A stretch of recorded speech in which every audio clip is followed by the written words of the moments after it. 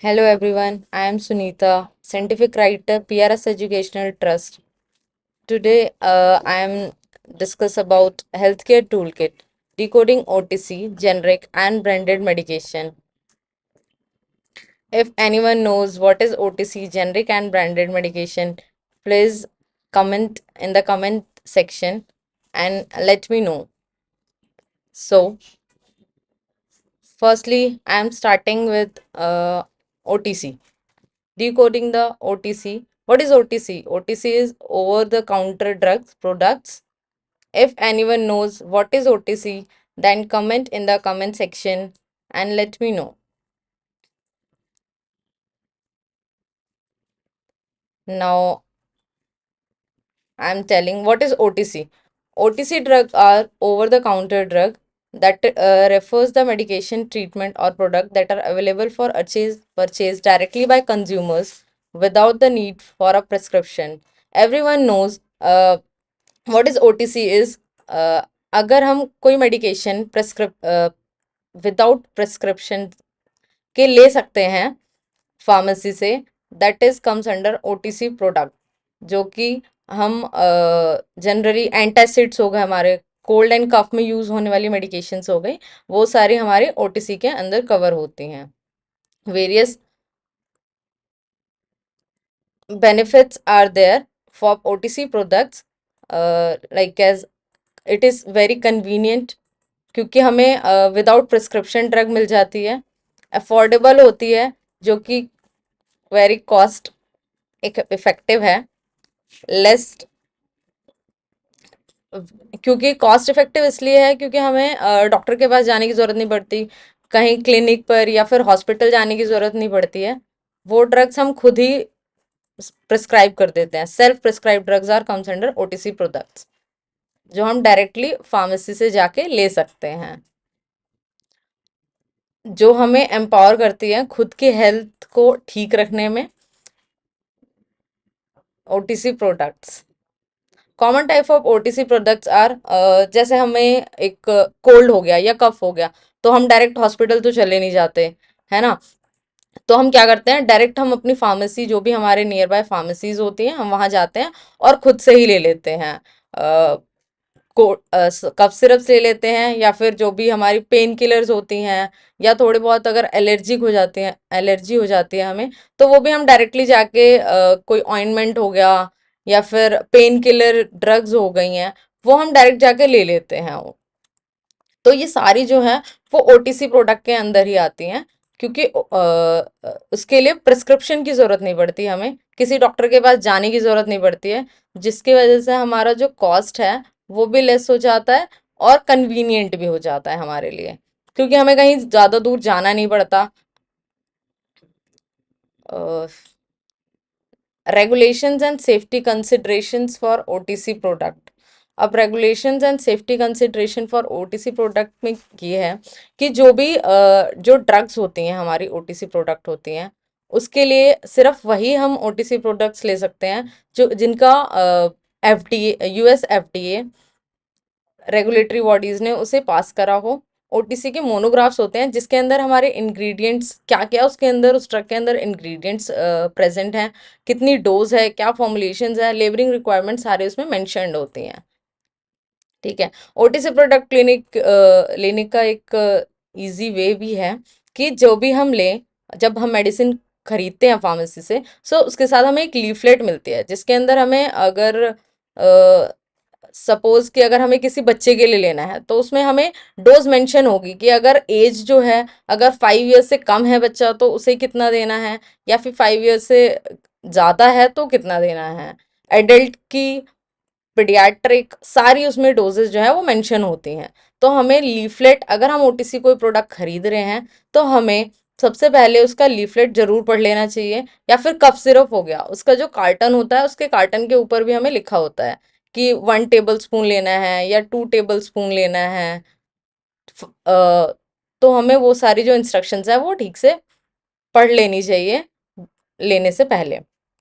अगर कोई by chance अगर कोई साइड इफेक्ट हो गया, तो हमें डॉक्टर के पास जाना चाहिए. ना कि खुद से ही इवेल्युएट करना चाहिए, क्योंकि बहुत वैसे तो rare of the rarest chance होता है कि ओटीसी प्रोडक्ट लेने के बाद किसी को कोई इशू हो। फिर भी अगर कुछ इशू होता है तो हमें डायरेक्टली डॉक्टर के पास चले जाना चाहिए।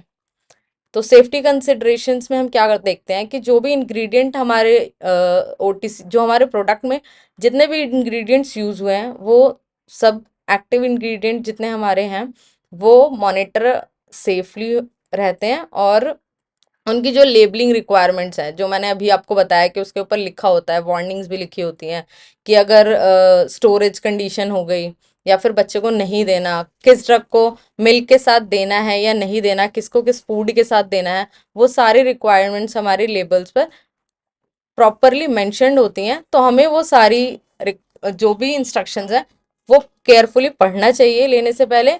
और जो डोज की पैकेजिंग है, वो पैकेजिंग जो भी हमारी पैकेजिंग रहती है ओटीसी प्रोडक्ट की, उसके ऊपर मेंशन होता है कि हमें उसे रूम टेम्परेचर पे रखना है या फिर रेफ्रिजरेटर में रखना है। वो सारी उन सारी चीज़ों का भी हमें ध्यान रखना पड़ चाहिए। एडवर्स इवेंट रिपोर्ट, अगर कोई वैसे तो होते नहीं है ओटीसी प्रोडक्ट से कोई एलर्जिक या कोई एडवर्स इवेंट इतना मेजर हो जाए, अगर कुछ हो भी जाता है तो हमें डायरेक्टली डॉक्टर के पास जाना चाहिए। ठीक है। नेक्स्ट, हाँ, कुछ बातें OTC, while choosing the right OTC product we remember accessing your needs, identify your symptoms and health concerns. कि मतलब एक्चुअली हमें हुआ क्या है, हमें क्यों चाहिए ओटीसी प्रोडक्ट ही क्यों चाहिए हमें। अगर नॉर्मल हमें कुछ कोल्ड कफ या पेन है तो ठीक है, अदरवाइज रेगुलर बेसिस पे अगर ये हो रहा है तो हमें ओटीसी प्रोडक्ट के लिए नहीं जाना चाहिए, डॉक्टर के पास ही जाना चाहिए। रिसर्च एंड कंपैरिजन में explore different products and their sustainability. Products जैसे डिफरेंट डिफरेंट ब्रांड्स के हो गए हैं ओटीसी प्रोडक्ट, अगर वो हम यूज़ कर रहे हैं तो वो कितना हमारे लिए सुटेबल हैं, नहीं है, हमें किस वाले प्रोडक्ट को लेने से कुछ हो रहा है, अगर कोई रिवर्स इफेक्ट आ रहा है, तो उन सारी चीज़ों के बारे में हमें ध्यान रखना चाहिए। और अगर ऐसा कुछ होता है तो डायरेक्टली कंसल्ट योर फार्मासिस्ट और अ डॉक्टर। इफ गाइस, अगर आपको समझ आ रहा है कि जो ओटीसी प्रोडक्ट क्या होता है, तो please comment in the comment section and please subscribe our YouTube channel for further videos. Tips for using OTC products effectively, follow instruction. जैसे मैंने अभी आपको पहले भी बताया, tips for using OTC products effectively is follow instructions. Firstly we are following the instruction, then monitor side effects, storage and disposal। जो भी हम प्रोडक्ट खरीद रहे हैं उसकी लीफलेट्स, जो उसके कार्टन पे इंस्ट्रक्शंस लिखे हुए हैं, वो सारे बहुत ही ज़्यादा केयरफुली पढ़ने चाहिए।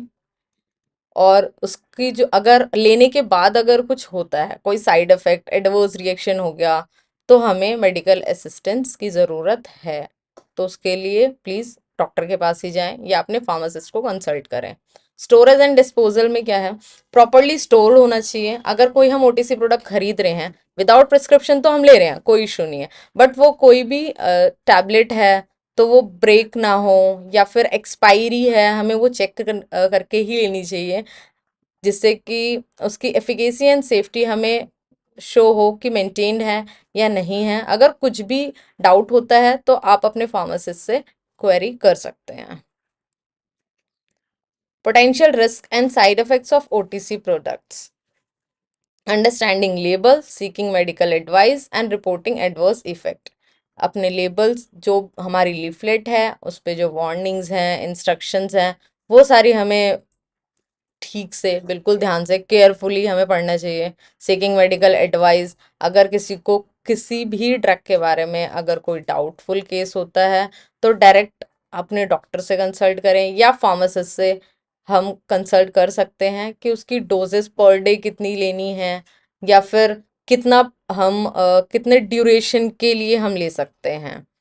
Reporting adverse effect, contributing to the improvement of product safety. अगर हम एडवर्स रिवर्स कोई रिवर्स एडवर्स इफेक्ट आया है हमारा, तो हमें उसका रिपोर्ट करना चाहिए, जिससे कि अगर कोई प्रोडक्ट में इशू है, अगर किसी प्रोडक्ट में इशू आया है हमारे, तो फर्दर किसी पेशेंट को क्या पता उस जो मैन्युफैक्चरिंग बैच है उसमें कोई हो डिफेक्ट हो, इसलिए हमें रिपोर्ट करना ज़रूरी है। ये ऐसा ना हो कि अगर हमें कोई एडवर्स इफेक्ट हुआ है तो कोई बात नहीं, हम दूसरी ड्रग पे स्विच कर जाते हैं। जनरली ऐसा होता है कि अगर इससे कुछ नहीं हो रहा है, हमें रिलीफ नहीं मिल रहा है, या इससे हमें रैशेस हो गए, या कुछ भी अगर ऐसा एडवर्स इफेक्ट हो गया, तो हम स्विच कर जाते हैं। क्योंकि ओटीसी प्रोडक्ट है, प्रिस्क्रिप्शन नहीं चाहिए, तो हम दूसरी ड्रग पे इजीली चले जाते हैं कि हम दूसरी ड्रग ले लेते हैं। तो इसके लिए क्या करना है हमें कि रिपोर्ट करना है अपने फार्मासिस्ट को, डॉक्टर को बताना है कि नहीं, हमें ये इश्यू अराइज हो रहे हैं इसकी वजह से। ठीक है। Conclude. Now I'm concluding the OTC and key takeaways: empowerment, responsibility, and accessibility. As I already discussed with you guys, empowerment, OTC product empowered us कि हम अपने हेल्थ इश्यूज को ध्यान रखें और खुद ही उन्हें, अगर ओटीसी मेडिकेशन की ज़रूरत है, जैसे फॉर अगर कोई स्किन रैश है तो हम उसके लिए ले सकते हैं अपनी क्रीम्स हो गई, हमारी ऑइंटमेंट्स आती हैं, या फिर अगर कोल्ड कफ हो गया तो हम कफ सिरप्स ले सकते हैं। नॉर्मली हम लोग एलर्जिक रिएक्शंस के लिए ले लेते हैं सिट्रजिन या फिर एलेग्रे वगैरह, लेकिन जो ओटीसी प्रोडक्ट्स हैं सिर्फ वही लें। ठीक है गाइस। रिस्पॉन्सिबिलिटी खुद की होती है, क्योंकि हम ओटीसी प्रोडक्ट ले रहे हैं, उसके लिए रिस्पॉन्सिबल हम खुद हैं। इसलिए इंस्ट्रक्शंस, मैं बार बार एक ही चीज़ बोल रही हूँ कि जो भी हमारी इंस्ट्रक्शंस हमें मेंशन होती हैं लेबल पर, जो लीफलेट्स हैं हमारे, उसके अंदर प्रॉपरली मेंशन्ड होते हैं, वो सारे केयरफुली हमें की पॉइंट्स पढ़ने चाहिए और उसे फॉलो भी करना चाहिए। ठीक है guys. Now I am switching to second, that is generic medication. So guys, आप बताइए generic medications. If anyone knows about generic medication, then comment below in the comment section and let me know कि what is generic medication and आप कौन कौन सी OTC products use करते हैं, वो भी हमें कमेंट्स में बताइए। Okay, let next to generic medication. Generic medication plays a crucial role in providing affordable health care. कुछ लोग जानते होंगे कि जेनरिक मेडिकेशन जो है वो बहुत अफोर्डेबल होती है। ठीक है, तो हम जेनरिक मेडिकेशन के बारे में पढ़ लेंगे अभी, बेनिफिट्स उसके और इम्पैक्ट क्या है जेनरिक ड्रग्स के। How generic medication is made, generic medication कैसे बनती है, अगर किसी को पता है और कोई प्रोसेस और कोई स्टेप है तो आप कमेंट में प्लीज बताएं मुझे। And please please please subscribe our YouTube channel for further webinars and information. So how generic medication is made, ingredients, जो हमारे एक्टिव इंग्रेडिएंट्स होते हैं वो केयरफुली सिलेक्टेड होते हैं, जो कि ब्रांड नेम ड्रग्स जो आती हैं, हमारी ब्रांडेड ड्रग्स क्या होती हैं गाइस, लेट मी नो। कौन कौन जानता है branded drugs and generic drugs क्या क्या होती हैं, प्लीज कमेंट। ओके, इंग्रेडिएंट जो हम जेनरिक मेडिकेशन में हम यूज करते हैं, इंग्रेडिएंट वो हमारे जो ब्रांड नेम, जो ब्रांड ड्रग्स आती हैं, हमारी ब्रांड नेम ड्रग्स आती हैं, और जो जेनरिक ड्रग्स आती हैं, इन दोनों के जो एक्टिव इंग्रेडिएंट्स हैं उनका जो फॉर्मुलेशन स्टैंडर्ड्स है वो मीट होना चाहिए। ऐसे ही हम लोग एक्टिव इंग्रेडिएंट्स यूज करते हैं जेनरिक मेडिकेशन में। रेगुलेटरी कंप्लायंस के अंदर हम जो जेनरिक मेडिकेशंस हैं उसकी प्योरिटी, स्ट्रेंथ, स्टेबिलिटी, वो सारी चेक करते हैं। मैन्युफैक्चरिंग प्रोसेस के अंदर जो हमारी ब्रांडेड ड्रग्स हैं उसके इक्विवेलेंट, जो उस मेडिकेशंस का बायो इक्विवेलेंट है वो जेनरिक मेडिकेशंस के इक्वल होना चाहिए। ये सारे पॉइंट्स हम लोग ध्यान रखते हैं जेनरिक मेडिकेशन बनाने के टाइम। अब कंपैरिजन, अभी मैंने पूछा था आप लोगों से कंपैरिजन क्या क्या होता है generic and branded name medication. Cost effective है no doubt, generic medication brand, जो ब्रांडेड ड्रग्स होती हैं उससे बहुत बहुत बहुत अफोर्डेबल होती हैं। ठीक है, ऑफरिंग सेम थेरेप्टिक बेनिफिट्स होता है, बट कॉस्ट इफेक्टिव होती है हमारी जेनरिक ड्रग्स। उसके अंदर कंपोजिशन, जो both generic and brand name drugs के अंदर जो हमारा इंग्रेडिएंट होता है वो सिमिलर परफॉर्मेंस देता है। क्वालिटी स्टैंडर्ड्स जो है दोनों ड्रग की वो भी सेम होती हैं, सेम क्राइटेरिया मेंटेन करने मेंटेन होनी चाहिए जेनरिक एंड ब्रांडेड ड्रग्स की। जब हम बनाते हैं उस टाइम हम लोग ये सारे पॉइंट ध्यान रखते हैं। Benefit of using generic medication, affordable होती है, wide spread availability, easily available होती हैं। पेशेंट अगर कोई ड्रग बहुत ज़्यादा कॉस्टली है तो हम लोग जल्दी से नहीं जाएंगे कि हम जाएं और जाके हम ब्रांडेड ड्रग ही लें। अगर सेम ड्रग हमें same active ingredient same response के साथ हमें अगर अफोर्डेबल प्राइस में बहुत लेस कॉस्ट में मिलेगी तो हम लोग जेनरिक के लिए ही जाएंगे। इसलिए वाइड स्प्रेड अवेबिलिटी भी इसकी इंक्रीज होती है। Healthcare sustainability contributes sustainable and equitable healthcare solutions। जो healthcare sustainability है वो भी इंक्रीज करती है, क्योंकि अगर बहुत ज़्यादा कॉस्ट होती है ड्रग्स की तो जो रूरल एरियाज के लोग होते हैं जो अगर नहीं मेडिकेशन कोई खरीद सकते हैं तो वो जाते ही नहीं है बेसिकली। वो बोलते हैं कि ठीक है ऐसे ही ठीक हो जाएगा हमारा, या फिर हम ओटीसी ले लेते हैं आज ठीक हो गया, फिर नहीं ले पाते लोग। तो अगर जेनरिक ड्रग्स हैं अगर अफोर्डेबल हैं तो everyone choose them. Cost saving with generic medication, अब कॉस्ट सेविंग कैसे कैसे होती है? अफोर्डेबल है, 80 to 85% लेस होती हैं ब्रांड नेम के कंपैरिजन में। Population population impact reduction of health care cost, allow for broader access to essential medications. Population impact जो होता है वो कम होता है, ठीक है। पॉपुलेशन इम्पैक्ट जो है वो बढ़ता है क्योंकि अफोर्डेबल होती है। अगर कॉस्ट कम होगी किसी ड्रग की तो ऑब्वियसली जो पॉपुलेशन है वो बढ़ेगी लेने की जो जेनरिक मेडिकेशंस हैं, ठीक है गाइज। इंश्योरेंस कवरेज भी होता है।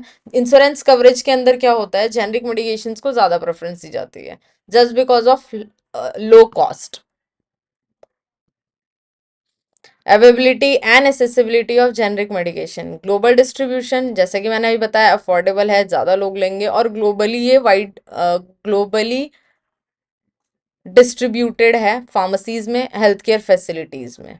फार्मास्यूटिकल पार्टनरशिप्स कोलैबोरेट करते हैं, ठीक है।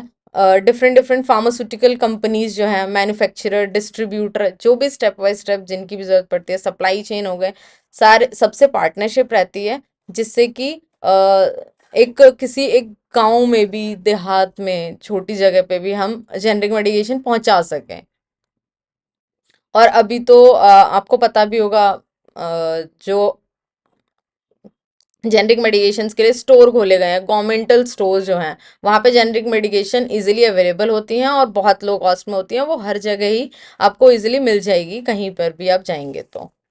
पेशेंट को एम्पावर करती है क्योंकि कॉस्ट लो होती है जिसकी वजह से पेशेंट इजीली ले पाते हैं।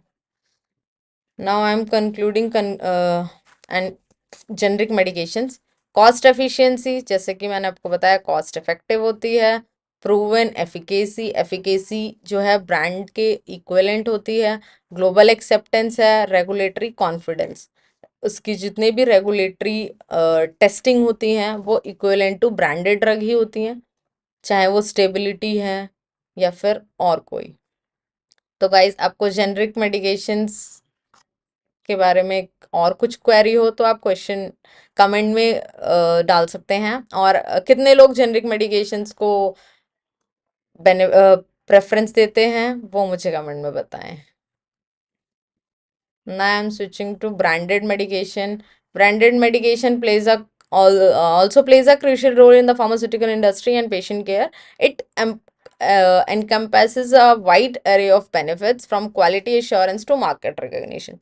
Branded medications भी एक important role play करती हैं, ठीक है guys, क्योंकि ब्रांडेड मेडिकेशंस क्या होती हैं, कोई भी अगर जो इंडस्ट्री है हमारी फार्मास्यूटिकल इंडस्ट्री है, ठीक है, जैसे मोस्टली जैसे सिप्ला हो गई, मैनकाइंड हो गई, वो एक ब्रांड है। लोगों का एक ट्रस्ट जो है वो बिल्ड हो जाता है किसी ब्रांड को लेके, उस ब्रांड की ही ड्रग्स लोग प्रेफरेंस करने लग जाते हैं, ठीक है। और नाउ हम देखते हैं अभी क्या क्या और बेनिफिट्स हैं और मार्केट रिकग्निशन कैसा है ब्रांडेड मेडिकेशंस का। Power of brand recognition, trust worthiness, जो कि फर्स्ट पॉइंट मैंने आपको ही बोला, ट्रस्ट वर्दीनेस बहुत ज्यादा इंपॉर्टेंट है किसी भी ब्रांड को रन कराने के लिए। तो इसलिए जब कोई एक ब्रांडेड कंपनी की कोई मेडिकेशन होती है, तो हम लोग भी जनरली यही करते हैं कि किसी ब्रांडेड ड्रग को ही प्रेफरेंस देते हैं। कि अगर कोई पेशेंट है वो डोलो 650 ले रहा है सपोज दैट, तो वो डोलो 650 ही लेगा। अगर किसी और ब्रांड के आप अगर उसे पैरासिटामोल दे देंगे तो वो नहीं लेगा। लोगों का माइंडसेट हो जाता है वो, कि मैं उस ड्रग को लेकर ही ठीक होऊंगा, अदरवाइज तो नहीं होऊंगा मैं। तो वो जो है ब्रांड एक बिल्ड करता है ट्रस्ट, वो ट्रस्टवर्दीनेस ब्रांडेड ड्रग में हो गई। कंसिस्टेंसी, उस ट्रस्ट को मेंटेन करने के लिए, अपनी क्वालिटी को मेंटेन करने के लिए एक कंसिस्टेंसी होनी बहुत ज़रूरी है, जिससे कि इम्प्रूव्ड हो पेशेंट की हेल्थ। रेपुटेशन, रेपुटेशन फिर से सेम ही है, बिल्ड अ सॉलिड रेपुटेशन। एक सॉलिड रेपुटेशन अगर बिल्ड कर दिया है, उसे मेंटेन करने के लिए क्वालिटी, स्टेबिलिटी, सारी चीज़ें मेंटेन रखने के लिए एक ब्रांडेड जो कंपनी होती है वो अपनी सारी चीज़ें फुलफिल रखती हैं, ताकि उनकी रेपुटेशन खराब ना हो, कोई एडवर्स रिएक्शन ना आए, कुछ रिपोर्ट ना हो, या पेशेंट को कोई हार्म ना हो, जिससे कि उनका बेनिफिट हो और प्रोडक्ट जो है मार्केट में इजीली सर्कुलेट होता रहे। Quality assurance and safety. Quality assurance and safety of a branded drug is very important, because अगर कोई हेल्थ केयर की हम लोग बात करते हैं, है ना, अगर किसी और चीज में तो लोग कॉम्प्रोमाइज कर जाते हैं, but the quality of the drug is very important for us, क्योंकि हमारी हेल्थ केयर में एक लाइफ की बात है ना।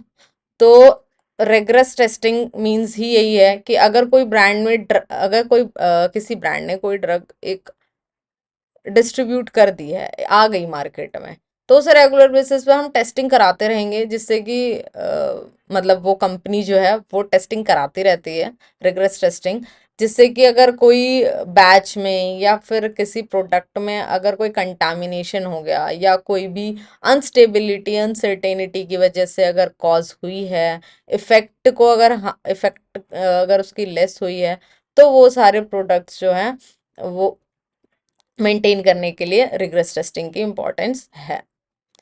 कंप्लायंस स्टैंडर्ड में हम जो स्टेबिलिटी है या फिर गारंटी देते हैं प्रोडक्ट्स के स्टेबिलिटी एंड रिलायबिलिटी की, कि हमारा जो ब्रांडेड ड्रग है वो किसी दूसरे ब्रांड के ड्रग से ज़्यादा अच्छा है, ऐसा क्लेम भी करते हैं।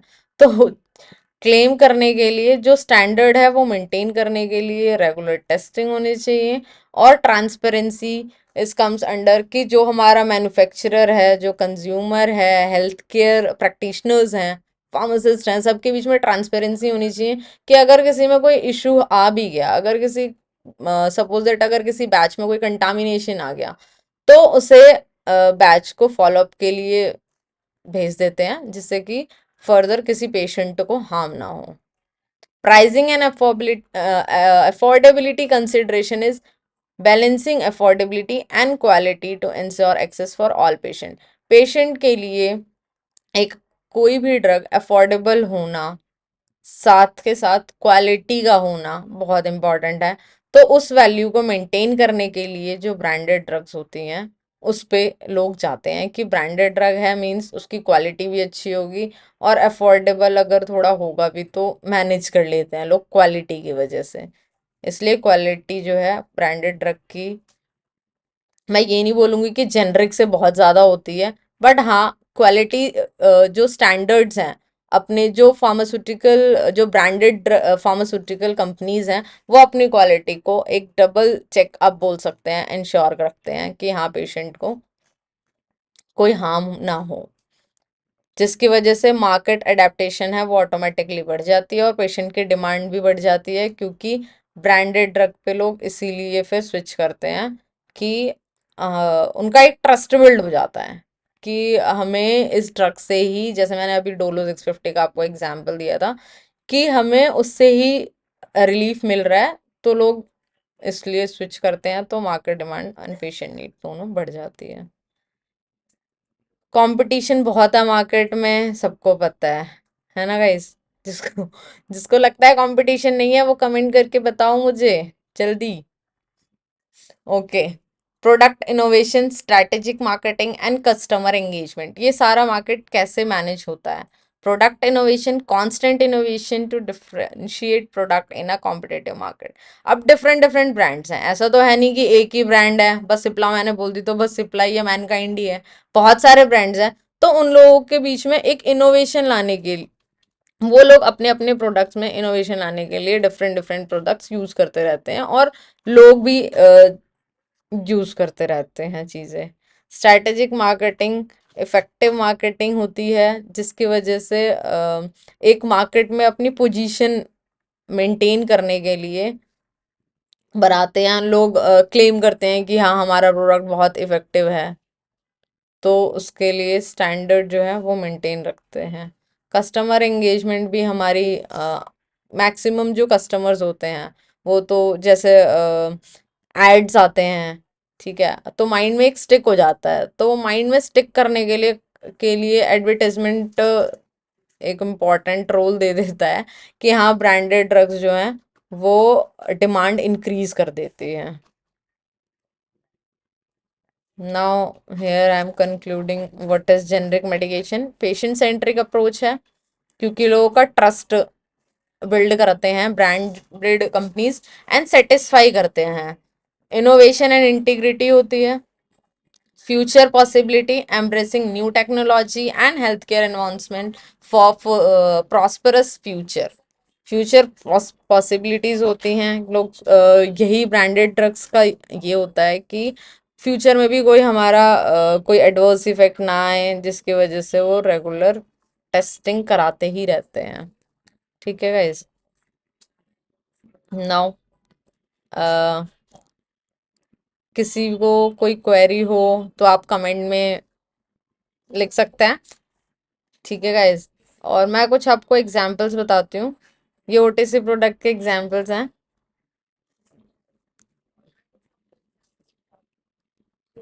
Systemic acting drugs, acyclovir antiviral drug है, जैसे ये हम इजीली जाते हैं और ले लेते हैं, इसके लिए किसी प्रिस्क्रिप्शन की जरूरत नहीं पड़ती है।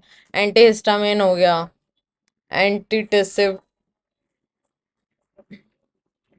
गैस्ट्रिक रिड्यूसर जो होते हैं हमारे, कोलेस्ट्रॉल लोअरिंग ड्रग्स होती हैं, एलर्जिक एनर्जेसिक एंटीपायरेटिक्स होते हैं, ये सारी हमारी ओटीसी ड्रग्स हैं। इनमें से अगर किसी भी स्टूडेंट ने अगर कभी यूज करी है या कभी खरीदी है अपने घर वालों के लिए या किसी के लिए, तो प्लीज गाइस कमेंट करके मुझे बताएं, and please please subscribe our YouTube channel.